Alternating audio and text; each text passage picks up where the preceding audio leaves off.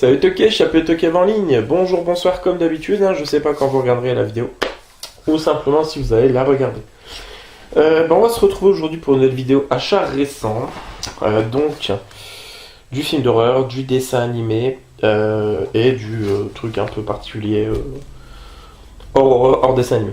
Il y aura que du DVD pour cette vidéo. Voilà, donc il y a une dizaine d'articles. On va commencer sans plus tarder. Alors il y a du vide-grenier et du Vinted. Ouais, voilà. Donc 50 centimes, chopé en vide-grenier. Alors je l'avais, il était abîmé dans une édition différente. Donc voilà, je suis content de l'avoir trouvé. Donc c'est Short Circuit. Voilà, un neuf sous blister, donc voilà. Petit robot qui a probablement fortement inspiré Pixar pour faire Wall-E. Par le réalisateur de Teneur de Fées Wargames, donc Nova Robotics Limited a engagé le célèbre professeur Newton Crosby pour la construction d'un type de robot sophistiqué à des fins de défense militaire.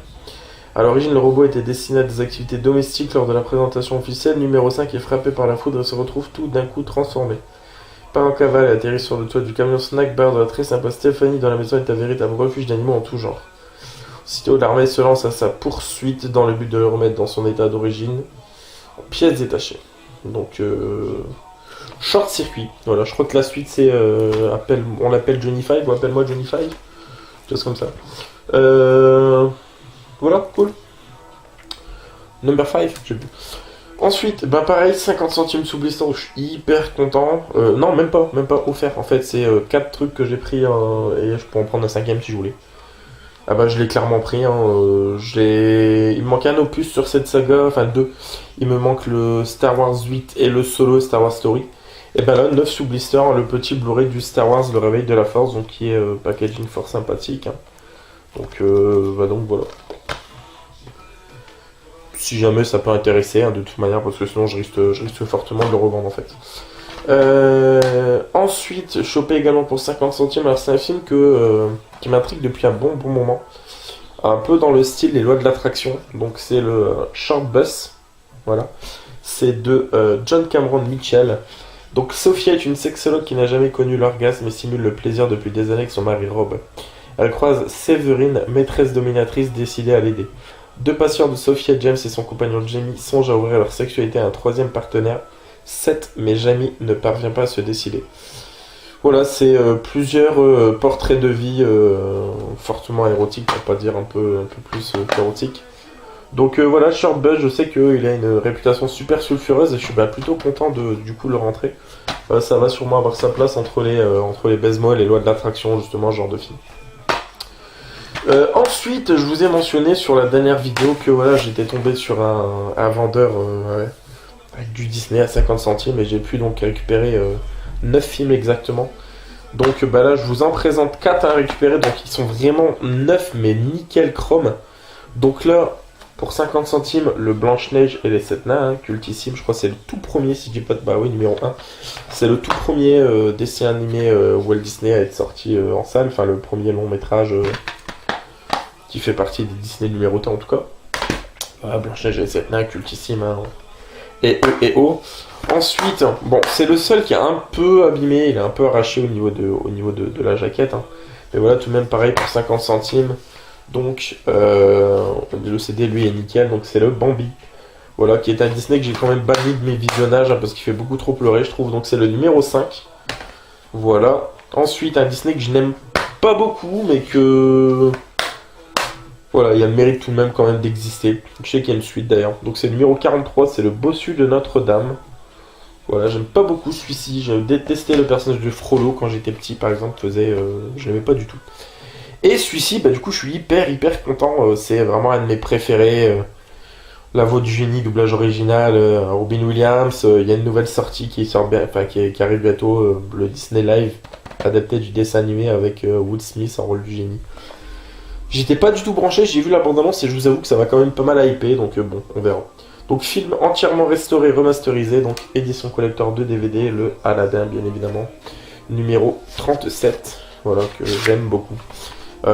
Si je pouvais me trouver la suite qui est le retour de Jafar et le troisième qui est Aladdin et le roi des voleurs je crois, et je serais très preneur, donc le disque 1 et le disque 2 des bonus. Voilà, donc là, mine de rien, avec 9 films comme ça, ben, je suis pas la collection Disney numérotée, hein, très clairement. Mais dès que j'en trouve à ce prix-là, ben, je me prive pas. Et là, pour le coup, je vous dis clairement, ce sera pas du tout revendu, ça va vraiment intégrer l'étagère à dessin animé de mes filles. Donc je suis très content pour elles. Et on va terminer avec 3 films d'horreur, 3 films de zombies. Alors, le premier, j'en ai vaguement entendu parler, mais voilà, enfin, j'ai déjà énormément de films de zombies, du coup, ça viendra compléter la collecte. Donc, c'est le Dead Meat, voilà, hein, donc viande morte. Sur une petite route d'une région reculée d'Irlande, Martin et Helena percutent violemment un promeneur. Tout indique que le choc l'a tué, mais soudain réveillé du sommeil éternel, l'éternel des morts, l'inconnu se jette sur eux. Pardon. Comme enragé, il mord Martin qui peu après se transforme lui-même en créature avide de sang et de chair humaine. Livrée à elle-même dans une zone en quarantaine, Helena découvre l'ampleur de la contagion cannibale. Rejointe par d'autres survivants au carnage, un vagabond, une petite fille et un couple, elle avance en territoire infesté de monstres qui n'ont d'humains que la vague apparence. Ça a l'air bien cool. Alors entre zombies, cannibales quand même. Voilà, apparemment c'est un fan de Bad Taste de Rob Zombie, de Peter Jackson qui a fait ce film. Et ben voilà, je demande à voir. Dites-moi ce que vous en pensez dans les commentaires. Peut-être c'est très mauvais ou peut-être c'est une pépite cachée, je ne sais pas. Ensuite, celui-ci, je suis vraiment content. J'avais failli me le prendre sur la boutique Mad Movies. Voilà, ça fait un moment que je voulais le voir. Je sais qu'il jouit d'une réputation assez intéressante.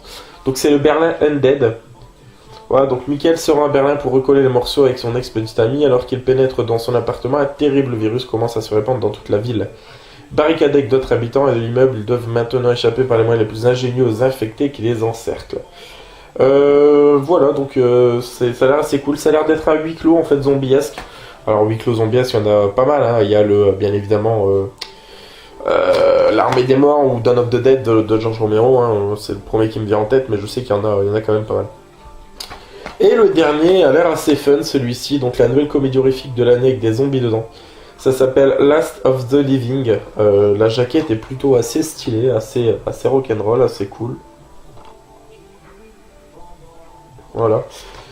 Du coup, dans la lignée des célèbres Shaun of the Dead, Fido of the Living Dead, découvrez la nouvelle zombie comédie de l'année, de l'humour, du suspense, des jolies filles, bien sûr, des zombies.